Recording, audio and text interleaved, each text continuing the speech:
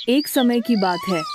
यह कहानी है झारखंड की, जहाँ हरा भरा गांव, जहाँ खेतों में सरसों की खुशबू हवा में घुली रहती थी।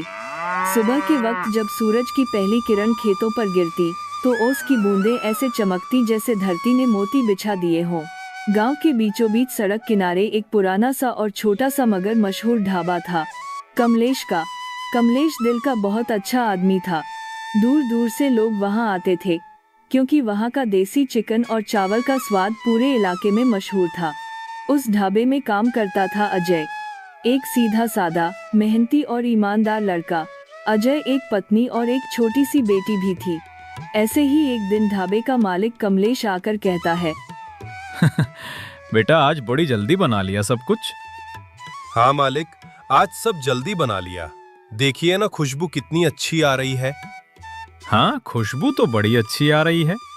बेटा तेरी वजह से ही तो मेरा ढाबा चल रहा है। चल, जो जो आ रहे हैं उनको जल्दी से खाना खिला। उसके बाद सुबह सुबह ही कमलेश के ढाबे में लोग चिकन खाने आते हैं। कुछ लोगों को अजय चिकन परोस देता है। तभी अजय का एक पुराना ग्राहक युवराज आता है।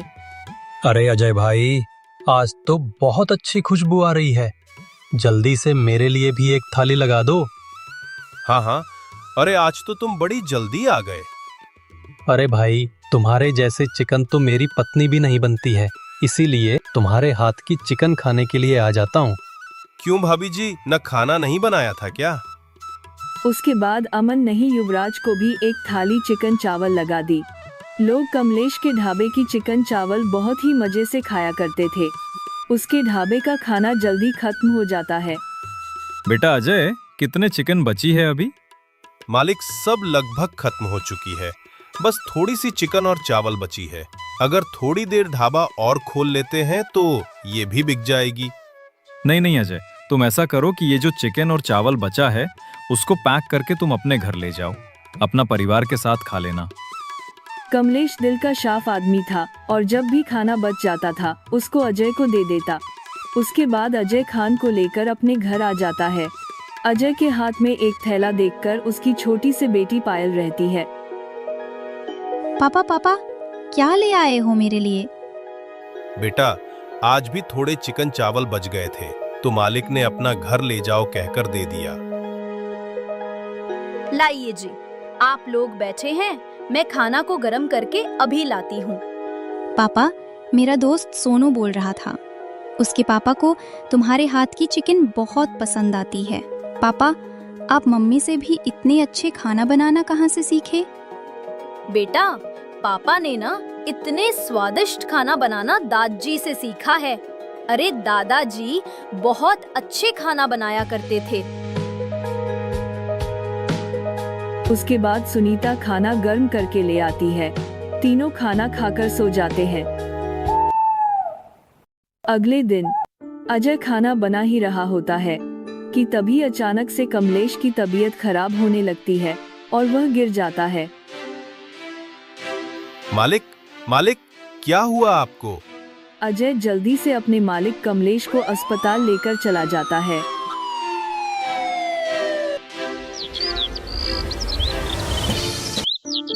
अगले ही दिन अजय अपने ढाबे के पास खड़ा था, तभी उसका ग्राहक युवराज आता है। हाँ हाँ, अरे अजय भाई, आज ढाबा कैसे बंद है? वो क्या है कि मालिक की तबीयत कुछ ठीक नहीं और उनके बेटे रोहित दिल्ली से आए हुए हैं, तो शायद आज से काम वही संभालेंगे। वे लोग ये बातें कर ही रहे थे कि तभी रोहित आता है। आप लोगों को पता तो चल ही चुका होगा कि पिताजी की तबीयत खराब है, तो अब से इस ढाबे को मैं चलाऊंगा। ठीक है मालिक, तो आप कहें तो हम अपना काम शुरू कर देते हैं। आज कितने लोगों का खाना बनाना है बता दीजिए। देखो अजय, मैं अपने ढाबे पर कुछ अलग तरह की चिकन बनाना चाहता हूँ, इसलिए मैंने दिल्ली से कुछ रसोइयों को बुलवाया हूँ। तो आज से तुम यहाँ पर काम नहीं कर सकते हैं, तुम अपने लिए कहीं और काम ढूंढ लो। रोहित के मुंह से यह बात सुनते ही अजय के पैरों तले जमीन खिसक जाती है और वह चौंकता हुआ कहता है, मालिक, आप ये कैसी बातें कर रहे हैं? अगर आज आप मुझे इस काम से निकाल देंगे तो मेरा घर कैसे चलेगा? और ढाबे से ही तो मैं अपना घर चला रहा था। मैं आपके आगे हाथ जोड़ता हूँ, कृपा करके मुझे इस ढाबे से मत निकालो।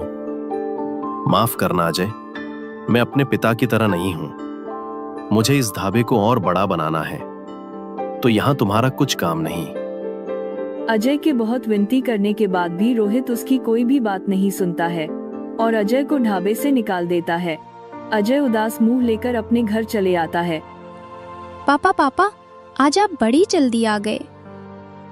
क्या हुआ जी? आप इतने उदास क्यों लगा रहे हैं? अजय अपनी पत्नी और बेटी को सारी बातें बताता है। ये सुनकर सुनीता की पत्नी कहती है, आप इतने दिनों से वहाँ काम कर रहे थे, रोहित को ऐसे अचानक से नहीं निकलना चाहिए था। कुछ समय का मुहूर्त तो देना चाहिए था। पापा, अच्छे लोगों के साथ भगवान कभी बुरा नहीं होने देते हैं।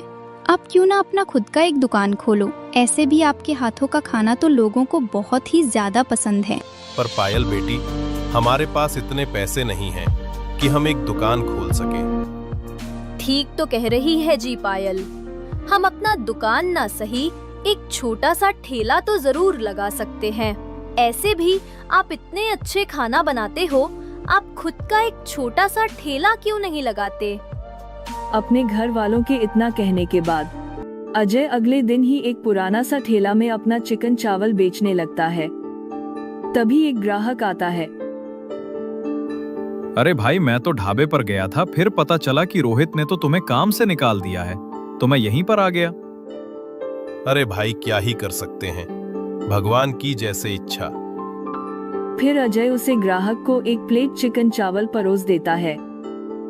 अजय भैया, तुम्हारे हाथ की चिकन चावल सच में बहुत स्वादिष्ट है। पता नहीं रोहित ने तुम्हें काम से क्यों निकाल दिया। भाई, जो भी होता है अच्छे के लिए होता है। भगवान करे मेरा ये ठेला भी अच्छे से चल जाए। ग्राहक भी खाकर फिर चला जाता है। ऐसे ही उसके ठेले पर और ग्राहक खाने के लिए आ जाते हैं। ग्राहक अजय से अलग अलग तरह की चिकन मांगा करते थे, पर अजय तो एक ही चिकन बेचा करता था, तो ग्राहक बिना कुछ खाए वहां से चले जाया करते थे। ऐसे ही समय बिता जाता है। लोगों को अजय के हाथों की चिकन चावल खाने का आदत हो गया था, जिसके कारण लोग उसके यहाँ खाने के लिए आया करते थे। लेकिन पता नहीं क्यों धीरे धीरे उसके वहाँ ग्राहक आना काम हो जाते हैं। एक दिन फिर उसका पुराना ग्राहक युवराज उसके ठेले पर आता है। अरे अजय भाई, मेरे लिए स्पाइसी और देसी वाला चिकन तो लगाना जरा। बहुत दिन हो गए देसी और स्पाइसी वाला चिकन खाए हुए। अरे जब से रोहित ने तो ढाबा संभल है, तब तो खाने के दाम आसमान छू रहे हैं। पर युवराज भाई, मेरे पास तो बस चिकन ही है। वो तो ढाबे में काम कर रहा था, तब मैं देसी चिकन और नॉर्मल चिकन बनाया करता था। भाई, इसीलिए तो तुम्हारा ठेला अब नहीं चल रहा है। रोहित को देखो, वो भले ही दाम ज्यादा ले रहा है, पर अपने ढाबे में देसी चिकन, चिकन कोरमा और भी चीजें बेच रहा है। लोग वहां पर अपने अपने हिसाब से चिकन खा लेते हैं। तुम्हें भी ऐसा कुछ सोचना चाहिए भाई, वरना तुम्हारा ठेला तो चलने से रहा। ऐसा कहकर युवराज वहां से चला जाता है। इधर अजय सोच में पड़ जाता है और उसके बाद अपने घर चला आता है। अजय घर आकर सारी बात अपनी पत्नी को बता देता है। इसमें कौन सी बड़ी बात है जी? अब अगर लोग अलग अलग तरह चिकन मांग रहे हैं, तो आप अलग अलग तरह की बनाया करो ना। आप एक काम करो, आप 4-5 तरह की चिकन बेचा करो। 5 तरह की? क्या क्या बेंचू? Butter chicken, spicy chicken, desi chicken, chicken leg piece, chicken tandoori. हर कोई मसाला चिकन बोले तो उसमें ज्यादा मसाला डालकर बनाकर दे देना। ठीक है भाग्यवान, मैं अगले दिन से ही चिकन लाकर ये सब बनाकर बेचा करूंगा। उसके बाद अगले दिन ही अजय एक चिकन की दुकान पर चला जाता है और वहां से देसी चिकन और बॉयलर चिकन कटिंग करके ले आता है और सबको अच्छे से पकाता है। जब वह चिकन पकता है तो उसकी खुशबू पूरे मोहल्ले में फैल जाती है। फिर अजय अपने ठेला लगा लेता है। आज उसकी ठेला बहुत अच्छी दिख रही थी, क्योंकि उसके ठेले पर छोटे छोटे मटकों में अलग अलग तरह का चिकन जो था। तभी एक ग्राहक उसके पास आता है। अरे अजय भाई, ये छोटे छोटे मटका में इतना सारा चिकन क्या क्या है? हाँ हाँ, ये सब अलग अलग तरह के चिकन हैं। चिकन तंदूरी, चिकन मसाला, बटर चिकन, स्पाइसी चिकन और आप सबकी पसंद देसी चिकन। अरे वाह वाह, आज तो इतना कुछ खाने के लिए मिलेगा। जल्दी से मेरे लिए अलग अलग तरह की 2 प्लेट लगा दो। उसके बाद वह आदमी चिकन खाता है और देखते ही देखते उसके ठेले पर भीड़ लग जाती है। तभी एक दिन ही युवराज फिर उसके ठेले पर आता है। वाह आज भाई, तुमने तो रोहित के दिल्ली से आए सेफ को भी फेल कर दिया। इतने अलग अलग तरह के चिकन जो बेच रहे हो, चलो मेरे लिए मेरी फेवरेट बटर चिकन लगा दो। हाँ युवराज भाई, लो ना।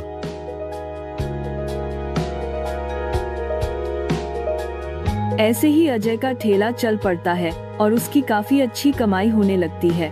जहां अजय की दुकान पर इतनी ज्यादा भीड़ होने लगती है, वहीं रोहित का ढाबा खाली रहने लगता है।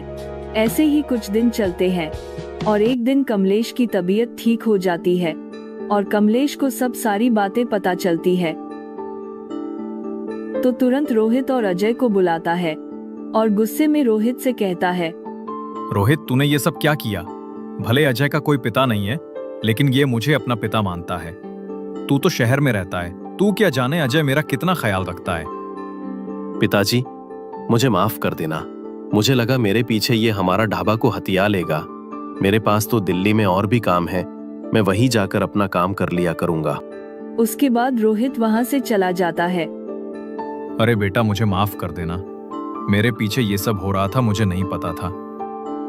अरे मालिक, आप क्यों माफी मांग रहे हो? ये सब अपने थोड़ी किया है। सुन बेटा अजय, अब से ये ढाबा मैं तेरे नाम करता हूँ। अब इस ढाबे को तू ही संभालेगा। अरे मालिक, इसकी क्या जरूरत है?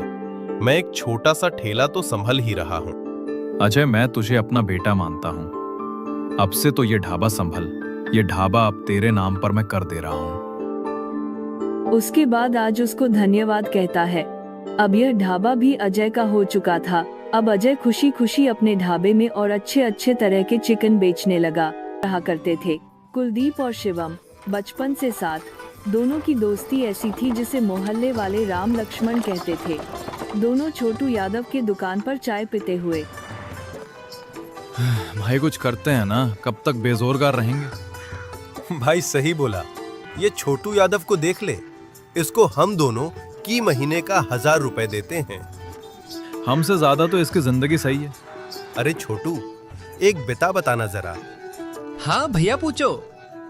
तू महीने का कितना कमाता होगा? भैया 10 रुपये कब बेचता हूँ। गांव में 800 है, वो रोज 2-3 बाहर आते हैं और कुछ लोग बाहर से भी आ जाते हैं। तो भैया महीने का कुछ यही 20, 30, 40 हजार। कुलदीप पर शिवम एक चाय वाले की कमाई देखकर चौंक जाते हैं। फिर दोनों वहां से चले जाते हैं। तुमने देखा कुलदीप चाय वाला इतना कमाता है? लेकिन चाहे तो भाई रोज सुबह शाम लोग पीते ही हैं, इसीलिए आते हैं। हम लोग क्या करें? हम भी चल एक नाश्ता बेचते हैं चाय के जैसे, इसको भी सुधार शाम लोग खाएंगे। कुछ समोसे बेचने का तो प्लानिंग नहीं कर रहा है? अरे नहीं यार, लोगों को समोसा ही खाना होगा तो वो किशोर के ठेले पर जाएंगे ना। हमें कुछ नया खोलना है। अरे वैसे में हम दोनों गोभी मंचूरियन बेचते हैं ना, गांव हम पहले होंगे जो मंचूरियन बेचेंगे।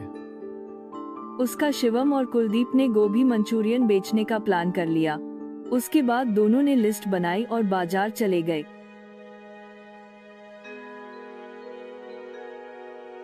दादा, अच्छे वाले गोभी, मिर्ची, टमाटर, धनिया देना। वो मनीष भैया मैदा, कॉर्नफ्लोर, सोया सॉस, तेल देना। कुलदीप और शिवम गोभी मंचूरियन बनाने का सारा सामान बाजार से खरीद लिया। घर आकर सर सब्जी काटकर सारा मसाला मिलाकर उसके गोल गोल पकौड़े बनाकर उसे चलने लगे। भाई, तूने तो बहुत अच्छे से मंचूरियन को तला है। पूरा लाल लाल मन कर रहा खा जाने। तैयार होने के बाद तेरे को ही सबसे पहला प्लेट खिलाऊंगा।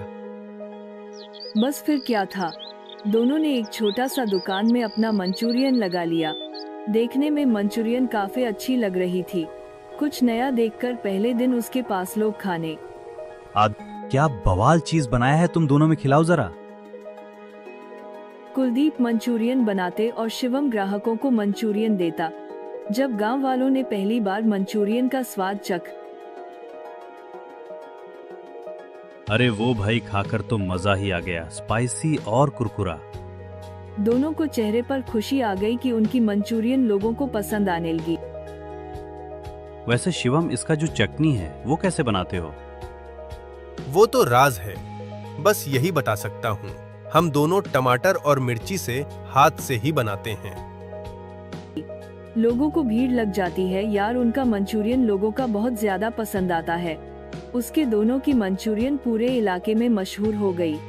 गांव के साबर बाहर गांव के लोग भी उसके वहां खाने आने लगे, क्योंकि मंचूरियन का ठेला आसपास कहीं भी नहीं था। हमारा दुकान तो चल पड़ा भाई, अब हमको अमीर बनने से कोई नहीं रोक सकता। हाँ भाई, जल्दी हमारे भी दिन सुधारने लगेंगे। दोनों का दुकान चल पड़ा था। दोनों की काफी अच्छी कमाई भी हो रही थी। लेकिन असल कहानी तो अब यहीं से शुरू होती है। लेकिन कुलदीप के दिल में एक बड़ी बीमारी थी, लालच। लेकिन शिवम मेहनती और ईमानदार था। कुलदीप, कल वाले मंचूरियन थोड़े छोटे छोटे थे, थोड़ा बड़ा बनाया कर। अब मुझे पता है मुझे क्या करना है, तो अब मुझे समझ मत। छोटा छोटा करने से ज्यादा फायदा होता है। लेकिन ये गलत है भाई, लोग हम पर भरोसा करके आते हैं। अरे भाई, ये भरोसा कुछ नहीं होता है, पैसा सबसे ऊपर है। शिवम देख रहा था कि कुलदीप का लाल जब बढ़ने लगा था पर कुछ नहीं कहता है। दिन बिता गया और कुलदीप का लालच बढ़ता। एक दिन सुबह सुबह जब कुलदीप सामान लेने गया, अरे मनीष भाई, मुझे जो सबसे सस्ता मैदा है, सस्ते मसाले, वो दे दो। भाई ये बहुत सस्ता है, इससे मंचूरियन अच्छे नहीं बनेंगे। हाँ, लेकिन काम तो चल जाएगा ना, दे दो तुम। वैसे भी मेरे ग्राहकों को कौन सा पता चलेगा, जितना सस्ता सामान रहेगा उतना फायदा। दुकानदार मनीष सामान दे दिया। कुलदीप ने आज उसे सामान से मंचूरियन बनाकर अपना दुकान लगा लिया। उसे दिन उसका ठेला जैसा का तैसा चलने लगा। लोगों को कुछ पता नहीं चला, जिससे वह सोचने लगता है कि और पैसे कैसे कमाए। उसके बाद उसने एक प्लेट में जो 10 पीस मंचूरियन के देता था, अब 7 पीस देने लगा। ग्राहक शिकायत करने लगे, भैया इस प्लेट में 7 पीस है मंचूरियन के, पहले 10 थे। अरे भाई, शुरू से ही इतने थे, तुमने शायद ध्यान नहीं दिया। मैं हर रोज खाता हूँ, मुझे पता है कितने होते हैं। नहीं खाना है तो मत खाओ, और भी बहुत ग्राहक है। ग्राहक वहां से गुस्से में चला जाता है। धीरे धीरे ग्राहक कम होने लगे। लोगों को उसकी बेईमानी का पता चल गया था। एक दिन शिवम ने फिर कहा, कुलदीप, अब तो ग्राहक बहुत कम आने लगे हैं। अब कुलदीप तो अपना बेईमानी बंद करते। बस बहुत हो गया, तू आज से निकाल जा यहाँ से। मैं अकेला ही है दुकान संभाल सकता हूँ, मुझे तेरी जरूरत नहीं। ठीक है कुलदीप, लेकिन याद रखना, लालच इंसान को बर्बाद कर देता है। शिवम चला गया। अच्छा हुआ जो शिवम चला गया, अब मुझे बहुत ज्यादा फायदा होगा। जो फायदा होता था आधा उसको देना पड़ता था, ऐसे भी सारा काम तो मैं ही करता था। सही, कुलदीप अपना दुकान चलने लगता है। ग्राहक कम आते थे, लेकिन एक ही मंचूरियन का ठेला होने की वजह से लोग उसके पास खाने आया ही करते थे। शिवम छोटू यादव की चाय की दुकान के पास उदास होकर बैठा था। अरे शिवम भैया, क्या हुआ? इतने उदास क्यों लग रहे हो? और आपके मंचूरियन की दुकान कैसी चल रही है? क्या बोलूं छोटू, दुकान तो सही चल रही थी, पर कुलदीप के लालच की वजह से सब बर्बाद हो गया। उसने मुझे अब निकल भी दिया। अरे तो भैया उदास क्यों हो? आप अपना थैला लगाओ, आप अपना स्वाद दो, आप अच्छे मसाले, अच्छे सामान से मंचूरियन बनाओ, लोग आप ही के पास आएंगे। छोटू की यह बात सुनकर शिवम के मन में एक उम्मीद जग गई। अगले ही दिन शिवमताज गोभी और अच्छे मसाले के साथ मंचूरियन बनाने लगा।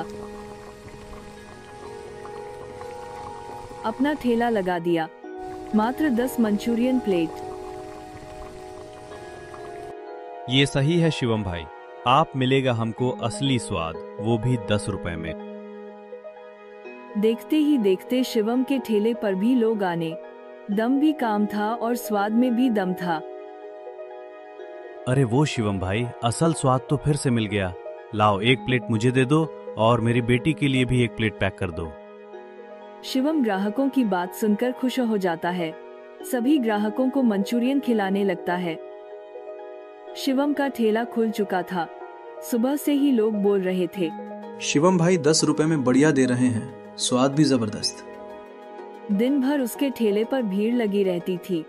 उधर कुलदीप का ठेला सूना पड़ा था।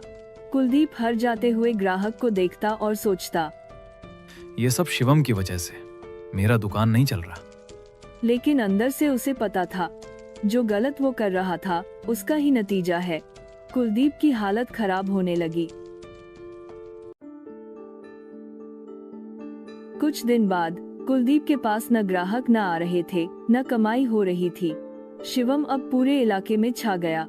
शिवम हर चीज साफ सुथरी करता, ताजा गोभी, खुद पीसी चटनी, नया तेल, इसलिए उसका स्वाद हर रोज अच्छा रहता। एक आदमी बोला, भैया आपने सस्ते में भी क्वालिटी नहीं गिराई, इसलिए लोग आपके पास आते हैं। शिवम बस मुस्कुरा देता। उसकी रोज की कमाई भी बढ़ने लगी थी। कुलदीप ईर्ष्या में और डूब गया। शाम को जब शिवम के ठेले पर भीड़ लगती, तब कुलदीप दूर से देखता। कुछ समय बाद वो बड़बड़ाने लगा, ये मेरा आइडिया था, ये दुकान हमने साथ में खोली थी, आज अकेला वो चमक रहा है। लेकिन असलियत ये थी कि उसकी ये हालत उसकी अपनी वजह से हुई थी। कुछ दिन बाद कुलदीप का दुकान बंद हो जाता है। यह सब उसकी माँ देख रही थी। बेटा कुलदीप, क्या हुआ? और आजकल शिवम कैसे नहीं आता है ठेले पर? हमारे बीच झगड़ा हो गया है माँ। फिर कुलदीप ने सारी बातें अपनी माँ को बताया। मुझे पता है बेटा, लेकिन सारी गलती तेरी ही है। ना तो लालच करता है, ना ये सब होता। देख, कितने अच्छे दोनों एक साथ दुकान चला रहे थे। अब मैं क्या करूँ माँ? शिवम होशियार है और समझेगा। तू जो उससे माफी मांग ले। अगले दिन है। शिवम के ठेले पर जाने के लिए सोचता है। अगले दिन सेठ धनीराम की बेटी की शादी होने वाली थी। पिताजी, मेरी शादी में गोभी मंचूरियन और चिकन मंचूरियन बना ही चाहिए। मेरे जितने दोस्त हैं वो सब शहर से हैं और उन्होंने हमारे यहाँ की फेमस मंचूरियन वाले का काफी नाम सुना है। बेटा बस इतनी सी बात, मैं अभी ऑर्डर देकर आता हूँ, तेरी शादी में मंचूरियन ही बनेगा। सेठ धनीराम शिवम के ठेले पर जाता है। क्यों भाई शिवम, कैसी चल रहा तुम्हारा काम? अरे सेठ जी, बस आप पढ़ोगे कृपा से बहुत अच्छी चल रही है। सुनो शिवम, मेरी बेटी की इच्छा है कि तुम उसकी शादी में मंचूरियन बनाओ। तुम कितने तरह के मंचूरियन बना सकते हो?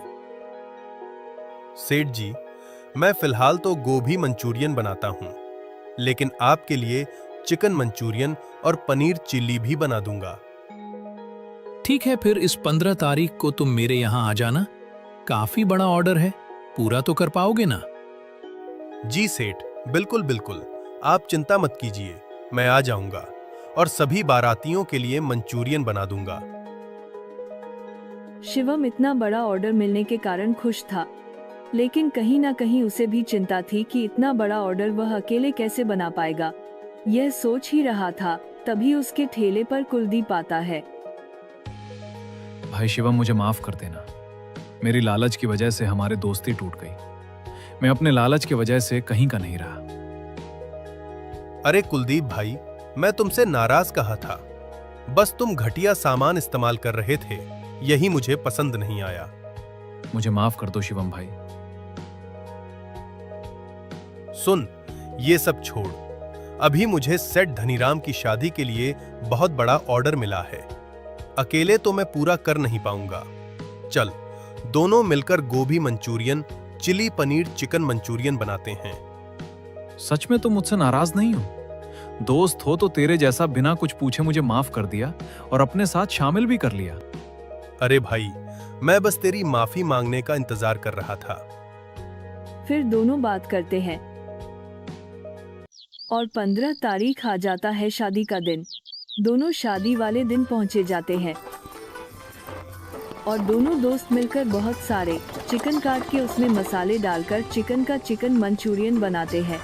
फिर काफी बहुत सारा काटकर उसे मिलकर गोभी मंचूरियन बनाते हैं। ऐसे ही वह पनीर का भी पनीर चिल्ली बनाते हैं। अरे वाह वाह भाई, तुम दोनों ने तो बड़ी जल्दी ऑर्डर पूरा कर दिया। दिखने में तो बहुत अच्छा लग रहा है और खुशबू भी काफी अच्छा आ रहा है। सेठ जी, और कुछ काम हो तो बता दीजिए, वो भी हम बना देंगे। बाकी सब हो गया है। तुम दोनों ने बहुत बढ़िया काम किया। शादी में आने वाले लोगों ने मंचूरियन खाया और उन्होंने सेठ जी से बहुत तारीफ किया। शादी के बाद से वह दोनों फिर से साथ में काम करने लगते हैं। लोग कहते हैं राम लक्ष्मण की जोड़ी फिर से साथ में मिल गई। फिर कुछ दिन बाद उनके ठेले पर एक आदमी आता है। पास के स्कूल का अध्यापक हूँ। मेरे स्कूल में एक फेस्टिवल होने वाला है। क्या तुम अब उसे फेस्टिवल में अपने मंचूरियन का स्टॉल लगा सकते हो? खर्चा होगा मैं दूंगा। शिवम और कुलदीप आपस में एक दूसरे को देखकर मुस्कुराते हैं। जी जी बिल्कुल साहब। हाँ, लेकिन स्कूल में बच्चा होंगे, उनके लिए थोड़ा काम तीखा और कम तेल देखकर बनाना। चिंता मत कीजिए साहब, हम उम्दा क्वालिटी का और बहुत ही स्वादिष्ट मंचूरियन बनाएंगे बच्चों के लिए। ऐसे ही शिवम और कुलदीप को बहुत सारे ऑर्डर मिलने लगते हैं। कुलदीप और शिवम मिलकर अब रहने लगते हैं, खुशी खुशी अपनी जिंदगी बिताने लगता है। हमारी कहानी यहीं पर खत्म होती है। हमारे अगले वीडियो में कुलदीप और नीतू नेपाल से, छोटू यादव, शिवम रौनक झारखंड से, अपेक्षा बिलासपुर से और कृष्णा में कमेंट किया था तो इस वीडियो में उनका नाम इस्तेमाल किए। अगर आप चाहते हैं कि अगली वीडियो में आपका नाम इस्तेमाल हो तो प्लीज कमेंट में अपना एक प्यारा सा नाम लिख दीजिए।